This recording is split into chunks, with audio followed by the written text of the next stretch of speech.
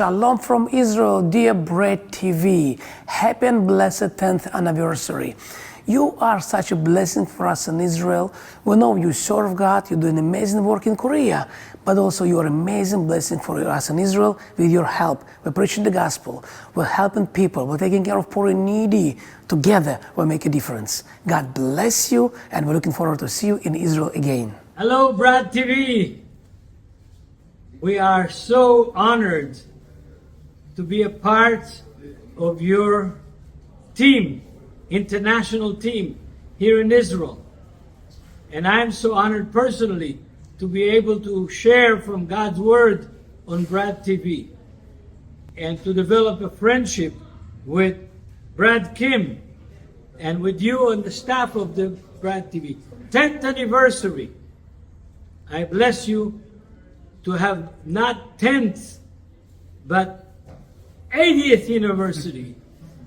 And that all of you will be healthy and strong and useful to the kingdom of God and continue to bless Israel and to stand with God's word and bring good news to the Korean people from the Bible and from Israel. We greet you. Shalom. B'Shem Yeshua Mashiach. In the name of Yeshua, our Messiah.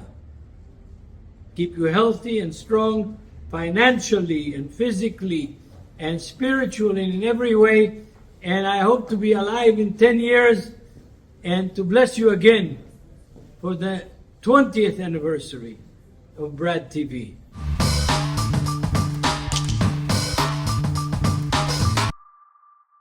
예, 이란의 이스라엘 공격이 왜 늦어지고 있나? 이스마일 하니예가 이란의 수도 테헤란의 한복판에서 암살당한 뒤에 금방이라도 이란이 막 이스라엘을 향해서 보복 공격을 할 것 같은 분위기였는데 그때 당시에 막 이스라엘 텔아비브의 공항에 가는 비행기, 그 다음에 공항에서 출발하는 비행기 막 캔슬되고 난리가 났었거든요.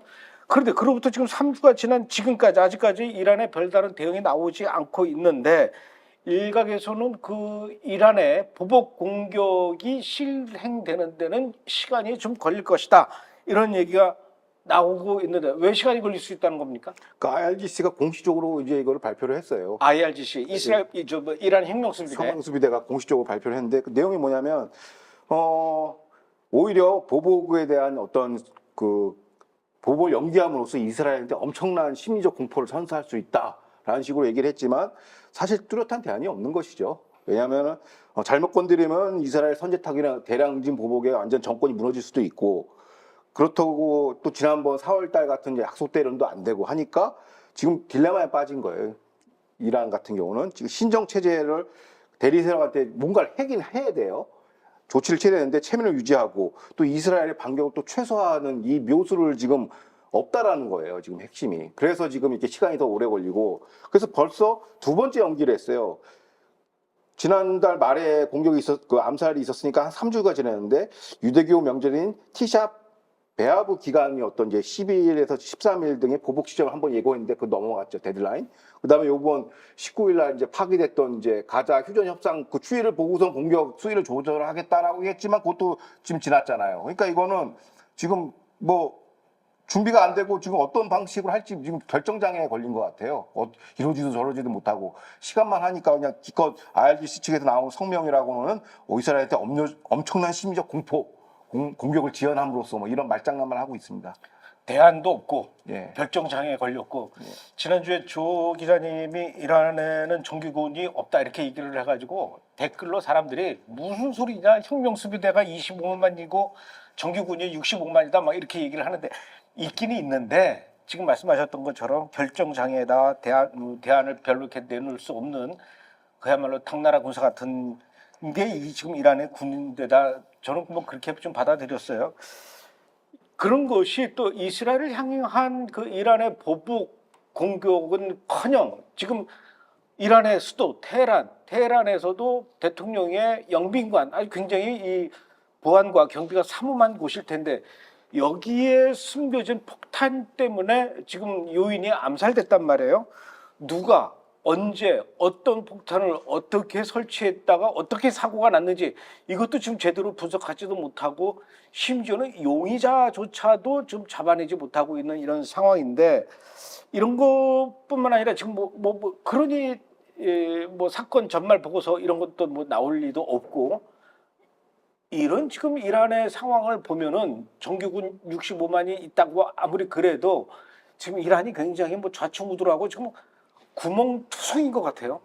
맞습니까? 예, 정답이고요. 이제 댓글 포함해서 이제 설명을 해드리자면 이렇습니다. 그러니까 미 의회 전문 매체 더 힐은 뭐라고 얘기했냐면 테헤란 신정부에서 한이의 암살로 인해서 이란 신정 체제에 취약한 급소가 드러났다고 얘기를 해요. 자, 그러면 제가 왜 정규군이 없다고 얘기하냐면 물론 65만 병력이 있지만 이거는 뭐냐? 내부 공안 통치용이에요. 그러니까 우리 일반적인 군대라 하면은 외부와 싸우는 작전 전술 이런 군대가 아니라 내부 단속용 경찰 병력이에요. 공안 통치하는 시위 나면 진압하고 이런 병력이 65만이에요. 정규군이라고 하면은 그 실제로 IRGC는 약간 지휘부 역할을 하는 군대죠. 그럼 요걸 이제 구체적으로 설명할게요. 자, 이란 신정 체제를 떠받드는 이슬람 종말론이 있죠. 그거를 이제 뭐라고 하냐면 12이맘이 올 때까지 모든 인피다를 제거해야 돼요. 이게 사명이에요. 그러니까 이런 교리를 무력으로 떠받드는 게 바로 이란 혁명수비대 IRGC입니다. 자, IRGC는 두 파트가 있습니다. 하나 국내 파트, 하나는 해외 파트. 자, 국내 파트, 해외 파트는 우리가 많이 설명을 했죠. 쿠두스군. 그게 뭐냐? 지난번 트럼프 행정부 당시에 그 솔레이만 사령관을 신의 막대기 봉으로 이제 갈갈이 찢어 죽였죠. 그게 이제 해외파 우리로 치면 국정원 해외 공작파예요. 물론 병력은 많죠. 근데 그들은 뭐 하냐면 전술교리, 그 다음에 군수병참 이런 거예요. 실병력이 아니에요. 우리가 얘기하는 실병력이 하면 군대 갔다 오시면 알겠지만 중대 혹은 대대급 병력을 얘기하는 거예요. 대대급 실병력이 없어요. 병참 지원, 기술 지원 뭐 이런 거밖에 안 해요. 얘네들은. 그래서 거의 펜때 부리는 이제 사무 행정부대죠. 그리고 그 쿠르드 포스의 이제 해외 공작을 대리세워 총괄한다면 국내 파트가 뭐냐면 베이질 포스예요. IRGC 베이질 포스예요. 얘네들이 하는 게 뭐냐면 국내 공안 통치의 핵심 기구예요. 얘네들이 아까 얘기했던 65만의 정규군을 거느리면서 국내 시위, 소요, 폐업 사태를 갖다 찍어 누르는 어떻게 보면 그 권위주의 정권이라고 하고 독재 정권에 어떻게 보면 이제 대국민 이제 선동 포갑 정치를 이제 도구로 쓰는 것이죠. 그래서 이걸 정규군으로 볼 수 있느냐? 이건 지상군이 아니에요. 경찰병력이지. 사실상 준 경찰병력인데 문제는 뭐냐면 이 베이질 포스가 방첩 활동에 대해서 굉장히 취약하다는 거. 요번에 그 이스라엘 암살 공작이 성공했다는 의미는 뭐냐면 베이질 포스의 어떻게 보면 방첩 능력이 사실상 거의 뭐 초등학교 수준이라는 거. 아까 사이버 공작 수준 얘기하듯이 굉장히 수준이 낮다는 거야. 자국민 뭐 탄압하고 이런 거는 잘하는데 실질적으로 선수끼리 붙는다 이거죠. 정보전에 이제 공격과 방어가 있어요. 방금 이스라엘이 지난주에 3주 전에 이스라엘이 했던 암살 공작은 공격입니다. 코버트 액션이라고 하죠. 비밀 공작. 그거를 막아내는 게 뭐냐면 방첩 활동이에요. 근데 베이실 포스의 방첩 활동이 완전 구멍이 뻥 뚫려온 거죠. 방패조차가 없었던 거죠. 그러니까 이게 뭘 의미하느냐? 방첩 기능이 전무하다는 것이고 최근에 이제 폭스뉴스하고 이제 예루살렘 포스트에서 이제 모사드 요원이 IRGC를 포섭해서 이제 이 공작을 벌였다는 얘기가 슬쩍 나왔다가 이제 기사를 내렸는데 이 출처는 이스라엘보다 바이든 행정부가 흘린 거라고 저는 보여집니다. 아, 그래요? 이걸 이제 다음 주에 또 집중적으로 다룰 거예요. 근데 이게 왜 중요하냐면 단독 보도가 어디서 나왔냐면 쿠웨이트 알자리다 방송국에서 나왔어요. 매체에서. 알자지라 말고 쿠웨이트 소재 알자리다 방송에서 나왔는데 단독 보도인데 요게 이제 폭스는 그 기사를 내렸어요. 여기서 이게 최초 출처고 예루살렘 포스트는 그걸 이제 받아서 썼는데 사실상 이스라엘에서 나온 정보가 아니라 미 바이든 행정부에서 나온 정보라는 것이고 어찌됐든 이 사건의 함의는 뭐냐면 IRGC 수뇌부 그 간부급들 장교들이 가격만 맞으면 언제든지 신정체를 팔아먹을 수 있다라는 얘기예요. 그러니까 요번에 그래서 어떻게 보면 그 모사드의 공작이 먹혔다는 얘기지. 그러면은 왜 신정체제 내부가 흔들리다 보니까 전마조사 할 수가 없어요. 어디까지가 오염된지 몰라. 그러니까 이걸 공개하는 순간 이 치부만 드러나고 이런. 리더십은 약화되고 그러니까 이거 이러지도 저러지도 못하는 거죠. 그래서 이게 참 고약한 문제라는 것이고 그러면 이란 수뇌부가 이렇게 동요할 정도로면 일반 이란 민초들은 어떻게 했습니까? 이란 반정부가 굉장히 심하거든요. 히잡 시위로 인해서. 그럼 가만히 있겠어요? 정권 흔들라고 그러지. 그러니까 이거를 어찌 할지를 모르는 거야. 수뇌부에서 이란 IRGC 수뇌부 이걸 덮어야 되는지 말아야 되는지. 그러면 이란 신정체제 적대 세력 투톱이 누굽니까? 1번 이스라엘이고 두 번째가 바로 이란 국민들이에요. 그러니까 어떻게 보면 이게 민중봉기의 레시피인데 만약에 트럼프 행정부가 들어섰으면 이란 정권 뒤집는 건 시간 문제라는 거야. 취약점이 너무 많거든. 그러니까 말씀하신 그러니까 이게 이제 내부의 어떤 그 공안 통치의 취약점이 이번에 드러난 사건이라는 게 그 어떻게 보면 이번 암살의 핵심 주제라고 보여집니다. 어쨌든 이번 암살 사건의 성공으로 그 소위 말하는 이란의 대리 세력들, 예를 들어서 뭐 헤즈볼라 또는 후티 반군, 헤즈볼라의 수뇌부, 후티 반군의 수뇌부, 이 사람들도 굉장히 불안에 떨 것 같아요. 그러니까 다음은 우리 차례다 그러면서. 앞서 설명한 건 IRGC의 국내 파트, 베실 포스죠. 자, 그럼 해외 파트인 쿠드 포스는 정상적으로 돌아갈까라는 의문을 할 수가 있죠. 그런데 최근 보도나 분석자 기사에 따르면은 이번 이스라엘 암살 공작이 보여준 것은 이스라엘은 언제 어디서나 누구나 제거할 수 있다라는 거죠. 그러니까 이라크, 예멘, 시리아, 레바논, 서한지구, 가자지구에서 활동하는 이란의 대리세력의 수개급들은 지금 벌벌 떨고 있다는 것이죠. IRGC가 잘못 엮이면 다음은 너라는 걸 명장하게 보여줬고, 그럼 이게 IRGC 대리세력 지도력에도 굉장히 많은 손상을 입힌 것이죠. 왜냐하면 IRGC 쿠드포스가 실병력을 운영하는 게 아니라 이런 대리세력을 지원하는 거예요. 대리세력을 지원하고 실질적으로 지상군 역할을 하는 게 헤즈볼라예요. 이스라엘 바로 옆에서 그 육군 전력이 제일 많으니까. 그래서 지상군이 없다는 얘기가 거기서 나온 거고, 사실상 내부는 굉장히 취약합니다. 군이. 대리세력을 키운 이유가 자기 국토에서 전쟁을 치르기 싫어서, 이란 이라크 전쟁 때 그 교훈이 그거예요. 이란이 그래서 대리세력을 키우자, 국경 바깥에서 군대를 키우자, 사실상 군대 테러 스테이트죠. 그게 헤즈볼라입니다. 자, 그러면은 여기 리더십을 이번 암살 사건을 위해서 그 IRGC 쿠드포스의 리더십을 흔든 거예요, 이스라엘이.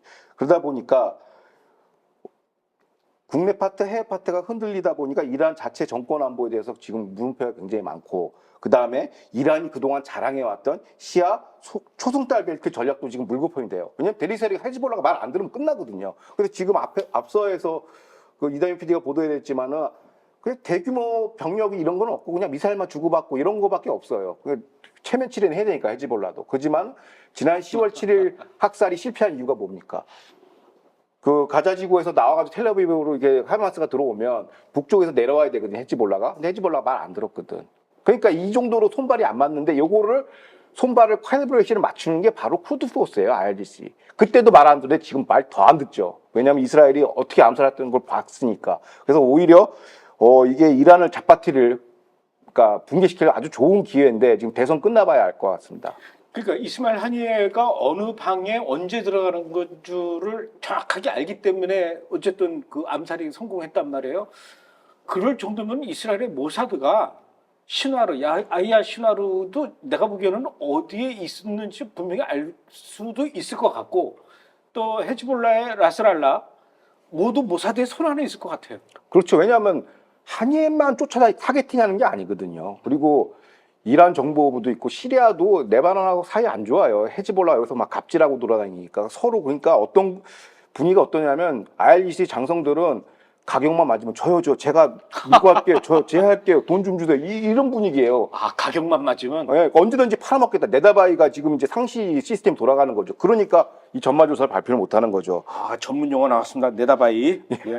그러니까 깡패들의 그 생리가 그렇죠. 깡패 국가들의 생리들이. 그래서 항상 조심해야 되고, 그래서 독재자는 항상 과로사에 노출돼 있다. 왜냐하면 누가 내 뒤에서 칼질할지 모르니까. 그런 게 지금 벌쳐지고 있는 것입니다. 아, 근데 그 이스마일 하니예가 그 암살 당할 때 IRGC의 멤버들이 협력을 했다라고요?